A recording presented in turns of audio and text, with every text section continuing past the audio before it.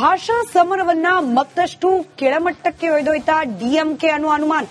ತಮಿಳುನಾಡು ಸರ್ಕಾರದಿಂದ ಇದೀಗ ಹೊಸ ವರಸೆ ಪ್ರಾರಂಭವಾಗಿದೆ. ದೇಶದ ಕರೆನ್ಸಿ ರೂಪಾಯಿ ಚಿಹ್ನೆಯನ್ನೇ ಕೈಬಿಟ್ಟಿದೆ ತಮಿಳುನಾಡು ಸರ್ಕಾರ. ಡಿಎಂಕೆ ಸಿಎಂ ಸ್ಟಾಲಿನ್ ಮಂಡಿಸಿದ ಬಜೆಟ್ ಪುಸ್ತಕದಲ್ಲಿ ರೂಪಾಯಿ ಚಿಹ್ನೆಯ ಬದಲು ತಮಿಳು ಅಕ್ಷರದಲ್ಲಿ ಮಾತ್ರ ಮುದ್ರಣ ಮಾಡಲಾಗಿದೆ. ದೇಶದ ಕರೆನ್ಸಿ ಚಿಹ್ನೆಯನ್ನೇ ಇದೀಗ ಜಟಾಪಟಿಯ ಅಸ್ತ್ರವಾಗಿಸಿಕೊಂಡ್ರ ಅನ್ನೋ ಅನುಮಾನಕ್ಕೂ ಕಾರಣವಾಗ್ತಾ ಇದೆ.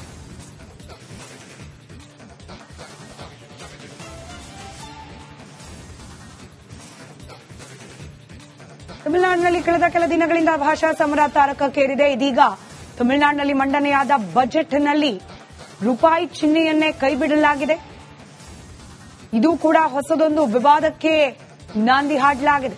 ದೃಶ್ಯದಲ್ಲಿ ಗಮನಿಸ್ತಾ ಇದ್ದೀರಿ, ಕಳೆದ ಬಜೆಟ್ನಲ್ಲಿ ಇದ್ದ ರೂಪಾಯಿ ಚಿಹ್ನೆ ಈ ಬಾರಿಯ ಬಜೆಟ್ನಲ್ಲಿಲ್ಲ. ಬದಲಾಗಿ ತಮಿಳು ಚಿಹ್ನೆಯನ್ನೇ ಬಳಕೆ ಮಾಡಲಾಗಿರುವುದು ಹೊಸದೊಂದು ವಿವಾದಕ್ಕೆ ಕಾರಣವಾಗ್ತಾ ಇದೆ. ಭಾಷಾ ಸಮರವನ್ನ ಮತ್ತಷ್ಟು ಕೆಳಮಟ್ಟಕ್ಕೆ ಒಯ್ದೊಯ್ತಾ ಡಿಎಂಕೆ ಅನ್ನುವ ಅನುಮಾನ. ತಮಿಳುನಾಡು ಸರ್ಕಾರದಿಂದ ಇದೀಗ ಹೊಸ ವರಸೆ ಪ್ರಾರಂಭವಾಗಿದೆ. ದೇಶದ ಕರೆನ್ಸಿ ರೂಪಾಯಿ ಚಿಹ್ನೆಯನ್ನೇ ಕೈಬಿಟ್ಟಿದೆ ತಮಿಳುನಾಡು ಸರ್ಕಾರ. ಡಿಎಂಕೆ ಸಿಎಂ ಸ್ಟಾಲಿನ್ ಮಂಡಿಸಿದ ಬಜೆಟ್ ಪುಸ್ತಕದಲ್ಲಿ ರೂಪಾಯಿ ಚಿಹ್ನೆಯ ಬದಲು ತಮಿಳು ಅಕ್ಷರದಲ್ಲಿ ಮಾತ್ರ ಮುದ್ರಣ ಮಾಡಲಾಗಿದೆ. ದೇಶದ ಕರೆನ್ಸಿ ಚಿಹ್ನೆಯನ್ನೇ ಇದೀಗ ಜಟಾಪಟಿಯ ಅಸ್ತ್ರವಾಗಿಸಿಕೊಂಡ್ರ ಅನ್ನೋ ಅನುಮಾನಕ್ಕೂ ಕಾರಣವಾಗ್ತಾ ಇದೆ.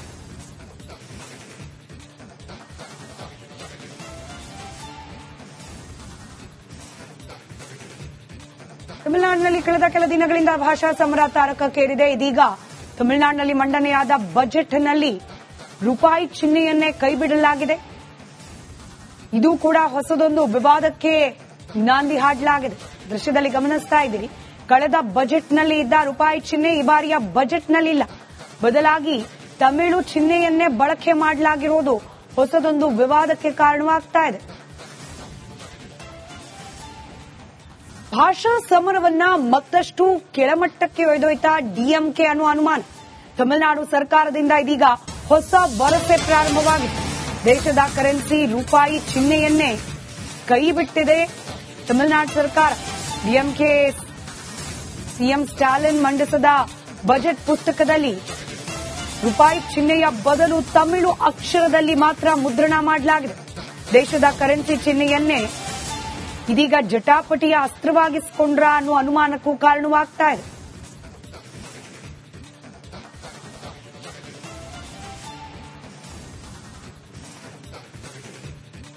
ತಮಿಳುನಾಡಿನಲ್ಲಿ ಕಳೆದ ಕೆಲ ದಿನಗಳಿಂದ ಭಾಷಾ ಸಮರ ತಾರಕಕ್ಕೇರಿದೆ. ಇದೀಗ ತಮಿಳುನಾಡಿನಲ್ಲಿ ಮಂಡನೆಯಾದ ಬಜೆಟ್ನಲ್ಲಿ ರೂಪಾಯಿ ಚಿಹ್ನೆಯನ್ನೇ ಕೈಬಿಡಲಾಗಿದೆ. ಇದು ಕೂಡ ಹೊಸದೊಂದು ವಿವಾದಕ್ಕೆ ನಾಂದಿ ಹಾಡಲಾಗಿದೆ. ದೃಶ್ಯದಲ್ಲಿ ಗಮನಿಸ್ತಾ ಇದ್ದೀರಿ, ಕಳೆದ ಬಜೆಟ್ನಲ್ಲಿ ಇದ್ದ ರೂಪಾಯಿ ಚಿಹ್ನೆ ಈ ಬಾರಿಯ ಬಜೆಟ್ನಲ್ಲಿಲ್ಲ. ಬದಲಾಗಿ ತಮಿಳು ಚಿಹ್ನೆಯನ್ನೇ ಬಳಕೆ ಮಾಡಲಾಗಿರುವುದು ಹೊಸದೊಂದು ವಿವಾದಕ್ಕೆ ಕಾರಣವಾಗ್ತಾ ಇದೆ. ಭಾಷಾ ಸಮರವನ್ನ ಮತ್ತಷ್ಟು ಕೆಳಮಟ್ಟಕ್ಕೆ ಒಯ್ದೊಯ್ತಾ ಡಿಎಂಕೆ ಅನ್ನುವ ಅನುಮಾನ. ತಮಿಳುನಾಡು ಸರ್ಕಾರದಿಂದ ಇದೀಗ ಹೊಸ ವರಸೆ ಪ್ರಾರಂಭವಾಗಿದೆ. ದೇಶದ ಕರೆನ್ಸಿ ರೂಪಾಯಿ ಚಿಹ್ನೆಯನ್ನೇ ಕೈಬಿಟ್ಟಿದೆ ತಮಿಳುನಾಡು ಸರ್ಕಾರ. ಡಿಎಂಕೆ ಸಿಎಂ ಸ್ಟಾಲಿನ್ ಮಂಡಿಸಿದ ಬಜೆಟ್ ಪುಸ್ತಕದಲ್ಲಿ ರೂಪಾಯಿ ಚಿಹ್ನೆಯ ಬದಲು ತಮಿಳು ಅಕ್ಷರದಲ್ಲಿ ಮಾತ್ರ ಮುದ್ರಣ ಮಾಡಲಾಗಿದೆ. ದೇಶದ ಕರೆನ್ಸಿ ಚಿಹ್ನೆಯನ್ನೇ ಇದೀಗ ಜಟಾಪಟಿಯ ಅಸ್ತ್ರವಾಗಿಸಿಕೊಂಡ್ರ ಅನ್ನೋ ಅನುಮಾನಕ್ಕೂ ಕಾರಣವಾಗ್ತಾ ಇದೆ.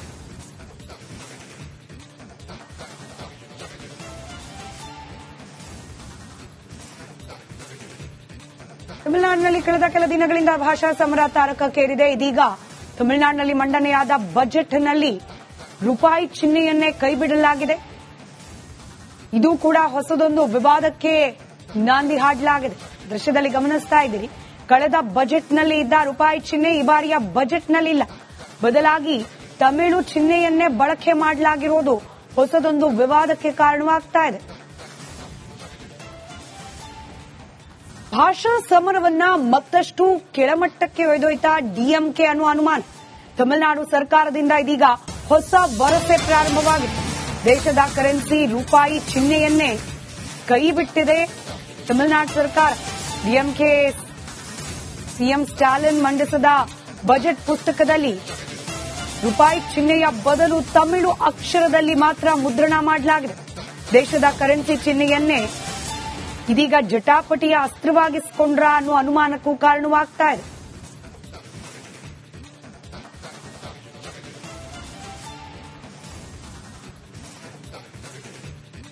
ತಮಿಳುನಾಡಿನಲ್ಲಿ ಕಳೆದ ಕೆಲ ದಿನಗಳಿಂದ ಭಾಷಾ ಸಮರ ತಾರಕಕ್ಕೇರಿದೆ. ಇದೀಗ ತಮಿಳುನಾಡಿನಲ್ಲಿ ಮಂಡನೆಯಾದ ಬಜೆಟ್ನಲ್ಲಿ ರೂಪಾಯಿ ಚಿಹ್ನೆಯನ್ನೇ ಕೈಬಿಡಲಾಗಿದೆ. ಇದು ಕೂಡ ಹೊಸದೊಂದು ವಿವಾದಕ್ಕೆ ನಾಂದಿ ಹಾಡಲಾಗಿದೆ. ದೃಶ್ಯದಲ್ಲಿ ಗಮನಿಸ್ತಾ ಇದ್ದೀರಿ, ಕಳೆದ ಬಜೆಟ್ನಲ್ಲಿ ಇದ್ದ ರೂಪಾಯಿ ಚಿಹ್ನೆ ಈ ಬಾರಿಯ ಬಜೆಟ್ನಲ್ಲಿಲ್ಲ. ಬದಲಾಗಿ ತಮಿಳು ಚಿಹ್ನೆಯನ್ನೇ ಬಳಕೆ ಮಾಡಲಾಗಿರೋದು ಹೊಸದೊಂದು ವಿವಾದಕ್ಕೆ ಕಾರಣವಾಗ್ತಾ ಇದೆ. ಭಾಷಾ ಸಮರವನ್ನ ಮತ್ತಷ್ಟು ಕೆಳಮಟ್ಟಕ್ಕೆ ಒಯ್ದೊಯ್ತ ಡಿಎಂಕೆ ಅನ್ನುವ ಅನುಮಾನ.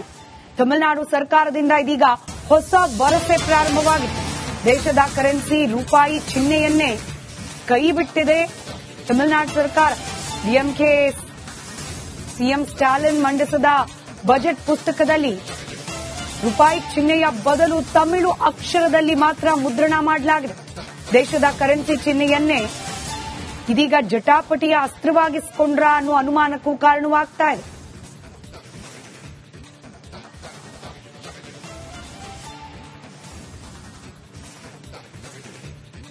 ತಮಿಳುನಾಡಿನಲ್ಲಿ ಕಳೆದ ಕೆಲ ದಿನಗಳಿಂದ ಭಾಷಾ ಸಮರ ತಾರಕಕ್ಕೇರಿದೆ. ಇದೀಗ ತಮಿಳುನಾಡಿನಲ್ಲಿ ಮಂಡನೆಯಾದ ಬಜೆಟ್ನಲ್ಲಿ ರೂಪಾಯಿ ಚಿಹ್ನೆಯನ್ನೇ ಕೈಬಿಡಲಾಗಿದೆ. ಇದು ಕೂಡ ಹೊಸದೊಂದು ವಿವಾದಕ್ಕೆ ನಾಂದಿ ಹಾಡಲಾಗಿದೆ. ದೃಶ್ಯದಲ್ಲಿ ಗಮನಿಸ್ತಾ ಇದ್ದೀರಿ, ಕಳೆದ ಬಜೆಟ್ನಲ್ಲಿ ಇದ್ದ ರೂಪಾಯಿ ಚಿಹ್ನೆ ಈ ಬಾರಿಯ ಬಜೆಟ್ನಲ್ಲಿಲ್ಲ. ಬದಲಾಗಿ ತಮಿಳು ಚಿಹ್ನೆಯನ್ನೇ ಬಳಕೆ ಮಾಡಲಾಗಿರೋದು ಹೊಸದೊಂದು ವಿವಾದಕ್ಕೆ ಕಾರಣವಾಗ್ತಾ ಇದೆ. ಭಾಷಾ ಸಮರವನ್ನ ಮತ್ತಷ್ಟು ಕೆಳಮಟ್ಟಕ್ಕೆ ಒಯ್ದೊಯ್ತ ಡಿಎಂಕೆ ಅನ್ನುವ ಅನುಮಾನ. ತಮಿಳುನಾಡು ಸರ್ಕಾರದಿಂದ ಇದೀಗ ಹೊಸ ವರಸೆ ಪ್ರಾರಂಭವಾಗಿದೆ. ದೇಶದ ಕರೆನ್ಸಿ ರೂಪಾಯಿ ಚಿಹ್ನೆಯನ್ನೇ ಕೈಬಿಟ್ಟಿದೆ ತಮಿಳುನಾಡು ಸರ್ಕಾರ. ಡಿಎಂಕೆ ಸಿಎಂ ಸ್ಟಾಲಿನ್ ಮಂಡಿಸಿದ ಬಜೆಟ್ ಪುಸ್ತಕದಲ್ಲಿ ರೂಪಾಯಿ ಚಿಹ್ನೆಯ ಬದಲು ತಮಿಳು ಅಕ್ಷರದಲ್ಲಿ ಮಾತ್ರ ಮುದ್ರಣ ಮಾಡಲಾಗಿದೆ. ದೇಶದ ಕರೆನ್ಸಿ ಚಿಹ್ನೆಯನ್ನೇ ಇದೀಗ ಜಟಾಪಟಿಯ ಅಸ್ತ್ರವಾಗಿಸಿಕೊಂಡ್ರ ಅನ್ನೋ ಅನುಮಾನಕ್ಕೂ ಕಾರಣವಾಗ್ತಾ ಇದೆ.